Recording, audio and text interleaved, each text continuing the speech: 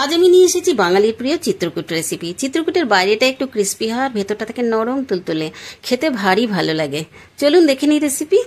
চিত্রকূট বানানোর জন্য আমি নিয়েছি 100 গ্রাম মাওয়া, এলাচ গুঁড়ো 2 টেবিল স্পুন আর ময়দা 3 টিস্পুন। এগুলো ভালো করে মিশিয়ে নিয়ে তাতে 1 টেবিল স্পুন ঘি আর দুধ 2 থেকে 3 টেবিল স্পুন দিয়ে একটা নরম মতো ডো বানাতে হবে।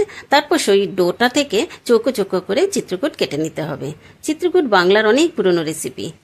আমার রেসিপিটা যদি আপনাদের ভালো লাগে তাহলে একটা লাইক, কমেন্ট আর শেয়ার করতে ভুলবেন না কিন্তু। চলুন দেখে নিই আগে কি করতে হবে।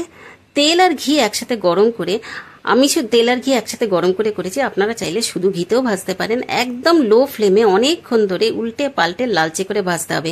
মনে রাখবেন এই মিষ্টি যত ভালো ভাজা হবে খেতে কিন্তু তত ভালো হবে। ভাজা হয়ে গেলে তেল থেকে বের করে 2-3 মিনিটের জন্য ঠান্ডা করতে হবে। এর মধ্যে 1 কাপ চিনি, আমার কিছুটা লেফট ওভার সিরাপ ছিল, তার মধ্যে খানিকটা জল দিয়ে আমি সিরাপ তৈরি করেছি। তার মধ্যে আমি 5 মিনিট ওই মিষ্টিগুলো দিয়ে ফুটিয়ে নিয়েছি। ব্যাস হয়ে গেল।